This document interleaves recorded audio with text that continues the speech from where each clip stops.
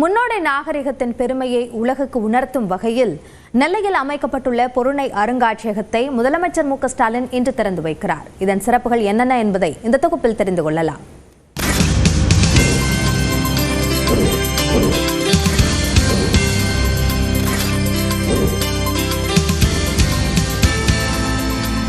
தாமிரபரணி ஆற்றங்கரையில் அமைந்துள்ள ஆதிச்சநல்லூர், சிவகளை, கொர்க்கை, துருக்கர்பட்டி ஆகிய தொல்லியல் தலங்களில் தமிழ்நாடு அரசின் தொல்லியல் துறையால் அண்மை காலத்தில் அறிவியல் அடிப்படையில் அகழாய்வு நடத்தப்பட்டது.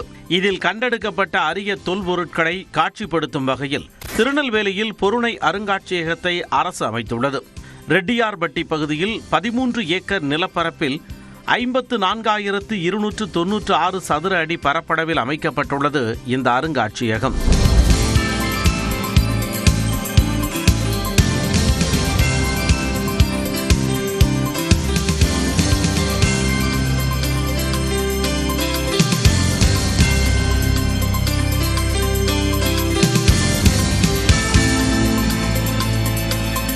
திருநெல்வேலியில் பொருணை அருங்காட்சியகம் அமைக்கும் அறிவிப்பை கடந்த 2021ஆம் ஆண்டு செப்டம்பர் மாதம் தமிழக சட்டப்பேரவையில் 110 விதியின் கீழ் முதலமைச்சர் மு.க. ஸ்டாலின் வெளியிட்டிருந்தார்.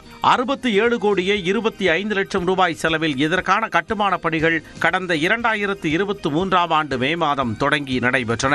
தமிழ்நாட்டில் இரும்பின் தொன்மையை பறைசாற்றிய சிவகளை, தமிழ் பண்பாட்டின் தொட்டிலாக கருதப்படும் ஆதிச்சநல்லூர், சங்ககால பாண்டியரின் துறைமுகமான கொர்க்கை ஆகிய இடங்களில் கிடைக்கப்பெற்ற அரிய தொல்பொருட்கள் பொருணை அருங்காட்சியகத்தில் காட்சிப்படுத்தப்பட்டுள்ளது. பழங்கால கட்டடக்கலையை பிரதிபலிப்பதோடு நவீன தொழில்நுட்பத்துடன் காண்போரை கவரும் வகையில் பொருணை அருங்காட்சியகம் அமைக்கப்பட்டுள்ளது.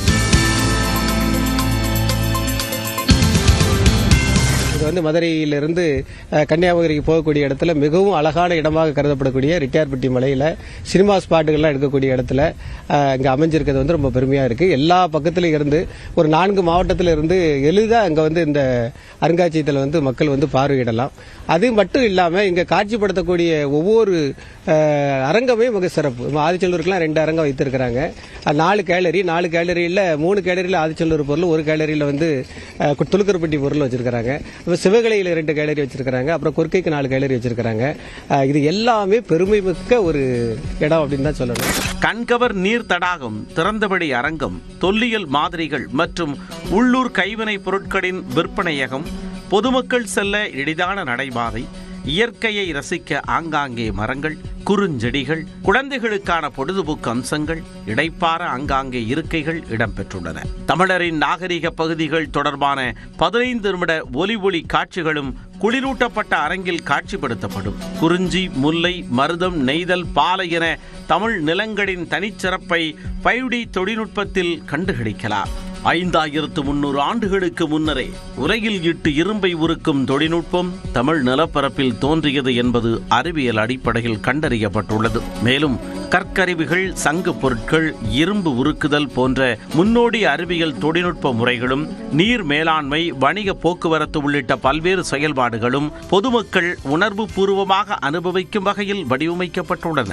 2 நாள் பயணமாக நெல்லை வரும் முதலமைச்சர் மு.க. ஸ்டாலின் பொருணை அருங்காட்சியகத்தை பொதுமக்கள் பார்வைக்காக இன்று திறந்து வைக்கிறார்.